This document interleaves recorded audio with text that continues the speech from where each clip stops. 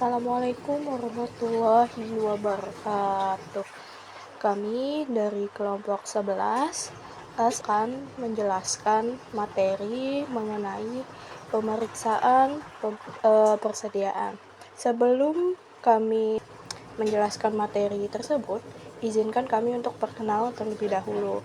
Perkenalkan, nama saya Syifa Humairah dan rekan saya yaitu Akbar Fatir Saputra. Langsung saja ke materinya. Halo, saya Syifa Humairah. Di sini saya akan menjelaskan pengertian persediaan. Jadi apa sih itu persediaan? Persediaan merupakan aset tetap yang tersedia untuk dijual dalam kegiatan usaha normal, baik dalam proses produksi atau dalam perjalanan, maupun dalam bentuk bahan perlengkapan untuk digunakan dalam proses atau pemberian jasa. Nah, sedangkan menurut Priyatna tahun 2018, persediaan dapat diartikan sebagai barang-barang yang disimpan lalu untuk digunakan atau dijual pada masa atau periode yang akan datang.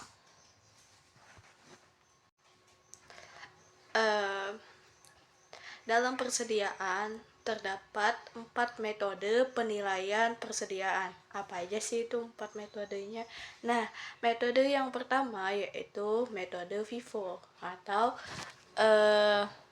first in, first out. Metode FIFO ini berarti barang yang masuk lebih dulu akan dikeluarkan lebih dulu. Jadi persediaan yang tersisa di akhir adalah barang yang paling baru dibeli. Nah, metode ini cocok untuk barang yang mudah rusak atau punya masa kadaluarsanya sendiri.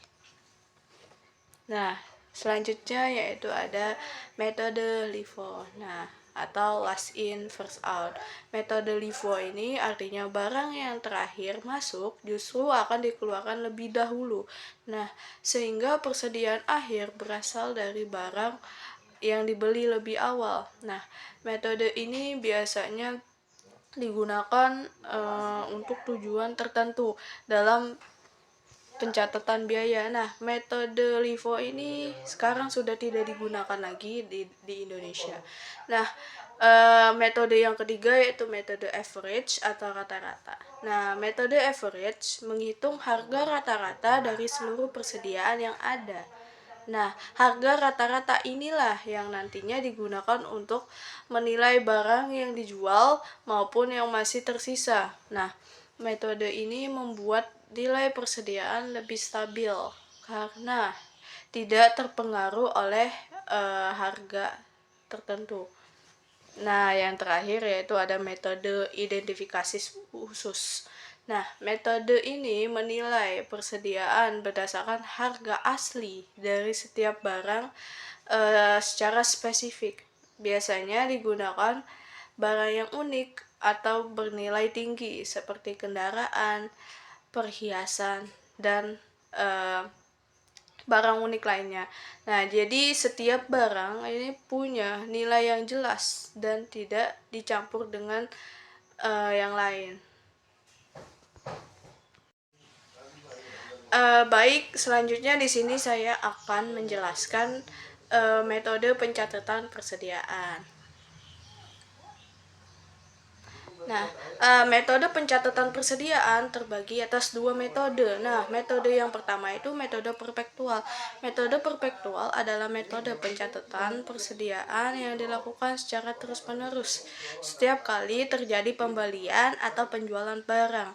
Nah, dengan metode ini jumlah persediaan dapat diketahui setiap saat karena selalu diperbarui. Nah, metode yang kedua yaitu metode periodik. Metode periodik adalah metode pencatatan persediaan yang dilakukan pada periode tertentu saja. Nah, misalnya di akhir bulan atau akhir tahun.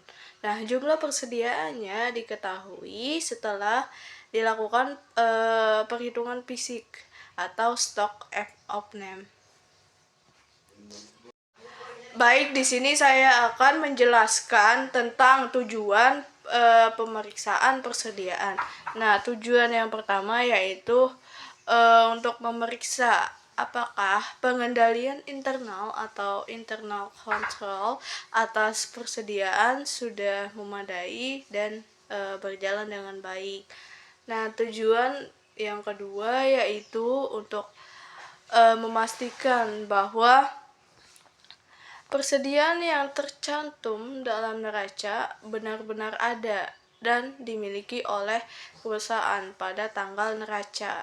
Nah, tujuan yang ketiga yaitu untuk memastikan bahwa metode penilaian persediaan yang digunakan telah sesuai dengan standar akuntansi keuangan atau di SHK etap atau IFRS. Nah, yang keempat yaitu untuk memeriksa apakah pencatatan persediaan telah dilakukan sesuai dengan standar akuntansi keuangan di Indonesia atau SAK, ETAF atau IFRS.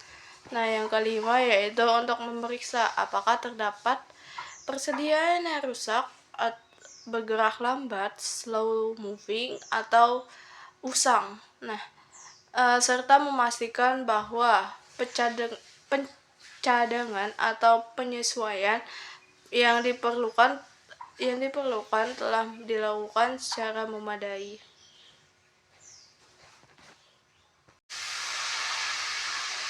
Di sini saya akan melanjutkan dari tujuan pemeriksaan persediaan. Yang pertama yaitu untuk memeriksa apakah terdapat persediaan yang digunakan sebagai jaminan kredit.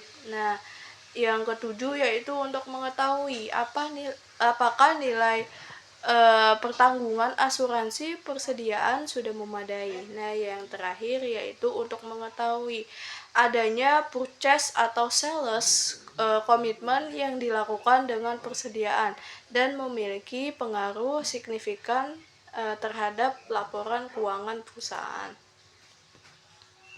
Ya, di sini saya akan menjelaskan pengendalian persediaan. Nah, adapun ciri-ciri pengendalian persediaan yang baik dan efektif antara lain: 1. Pemisahan tugas dan tanggung jawab. Terdapat pembagian tugas dan tanggung jawab yang jelas antara fungsi pembelian, penerimaan barang, penyimpanan gudang, pencatatan akuntansi, dan pembayaran untuk setiap transaksi yang berkaitan dengan persediaan. Nah, yang kedua yaitu dokumentasi dan otorisasi transaksi. Seluruh proses transaksi persediaan didukung oleh formulir bernomor surat tercetak pre-number dan telah diotorisasi oleh pihak yang berwenang.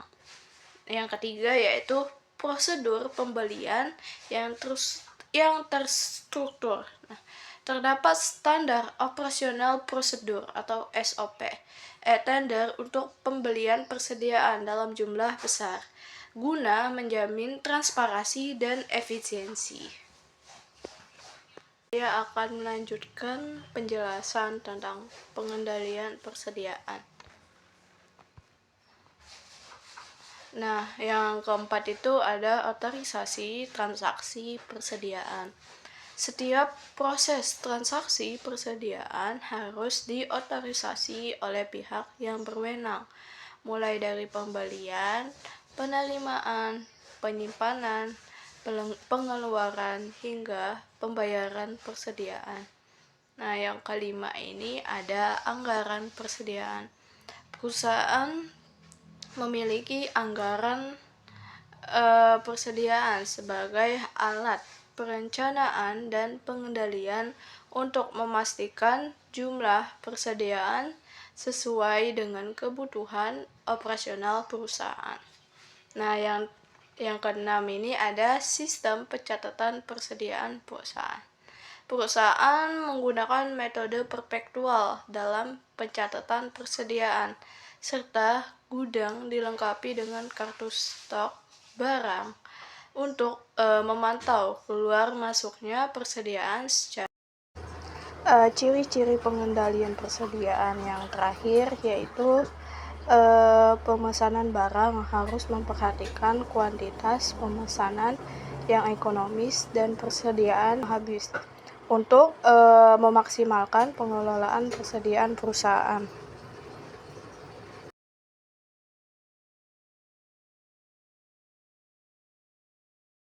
Assalamualaikum warahmatullahi wabarakatuh. Saya Akbar Fatir Saputra. Saya akan menjelaskan tentang pemeriksaan persediaan. Dan saya di sini akan menjelaskan tentang prosedur pemeriksaan persediaan. Prosedur pemeriksaan dibagi atas prosedur complaint test, analytical review, dan substantif test. Dalam prakteknya, prosedur pemeriksaan yang dibahas di sini harus disesuaikan dengan kondisi perusahaan yang diaudit. Prosedur pemeriksaan persediaan mencakup pembelian, terus penyimpanan, pemakaian, dan penjualan persediaan. Karena berkaitan dengan siklus pembelian utang dan pengeluaran kas serta siklus penjualan piutang dan penerimaan kas.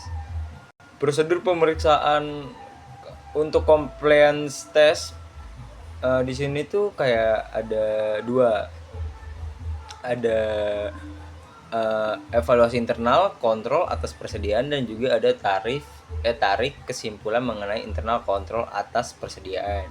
Nah, evaluasi internal kontrol atas persediaan itu dalam hal ini auditor biasanya menggunakan internal control questionnaires.